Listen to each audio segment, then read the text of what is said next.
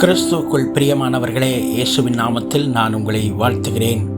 எரேமியாவின் புஸ்தகம் 15வது அதிகாரம் 19வது வசனத்தை பார்க்கின்ற பொழுது, நான் உன்னை திரும்ப சீர்படுத்துவேன் என்று சொல்லக்கூடிய வார்த்தைகளை இன்றைய நாட்களிலே நாம் பார்க்கின்றோம்.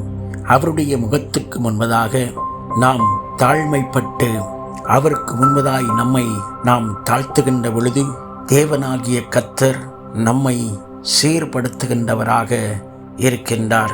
சில நேரங்களில் நாம் நம்முடைய வாழ்க்கையில் நம்முடைய சுய பலத்தினாலும் சுய புத்தியினாலும் சாய்ந்து கொண்டு இதை நம்மால் செய்துவிட முடியும் என்று சொல்லி முயற்சி எடுத்து சில காரியங்களை நாம் செய்கின்றோம். ஒரு தோல்வி வரும் பொழுது, ஒரு பிஸ்னஸில் நஷ்டம் வரும் பொழுது நாம் திகைத்து நிற்கின்றோம். ஆனால் ஆண்டவர் நம்மோடு கூட இருக்கும் பொழுது, ஆண்டுடைய சமூகத்தில் நாம் இருப்போமானால், நம்முடைய வாழ்க்கையில் காணப்படக்கூடிய அந்த சீர்கேட்டை நீக்கி நம்முடைய வாழ்க்கையிலே நாம் செய்யக்கூடிய தொழிலாக இருக்கட்டும், நாம் செயல்படக்கூடிய வேலைகளாக இருக்கட்டும், நாம் கடந்து போகின்ற பாதைகளாக இருக்கட்டும், அத்தனை காரியத்திலும் தேவனாகிய கர்த்தரே நம்மை பாதுகாத்து நம்முடைய வாழ்க்கையில் சிறந்த சீரை கொடுத்து நம்மை நடத்துகின்றவராக இருக்கின்றார்.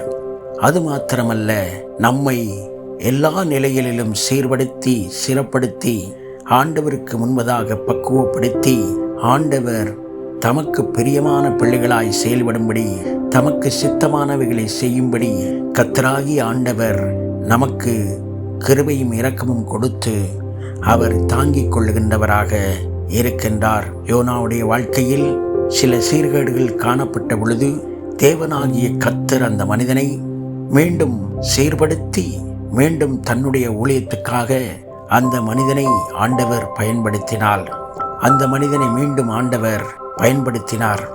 அதே போல இன்றைய நாட்களிலும் நம்முடைய வாழ்க்கையிலும் நமக்கு தெரியாத சில சீர்கேடுகள் நம்முடைய பேச்சுகளிலேயோ நம்முடைய நடத்தைகளிலேயோ அல்லது நாம் செயல்படக்கூடிய காரியங்களிலேயோ இருக்கலாம். ஆகவே நீதி உள்ள தேவன் நிச்சயமாகவே நம்மை எல்லா காரியங்களிலும் சீர்படுத்தி நம்முடைய வாழ்க்கையில் பரிசுத்தமும் உண்மையும் உத்தமமும் காணப்படும்படிக்கு ஆண்டவராகிய கர்த்தர் நம்மை நடத்துகின்றவராக இருக்கின்றார். நாம் அவருடைய பாதத்தை பிடித்துக்கொண்டு அவருக்கு முன்பதாக நாம் எப்பொழுதும் நம்மை தாழ்த்தி காணப்படுகின்ற பொழுது,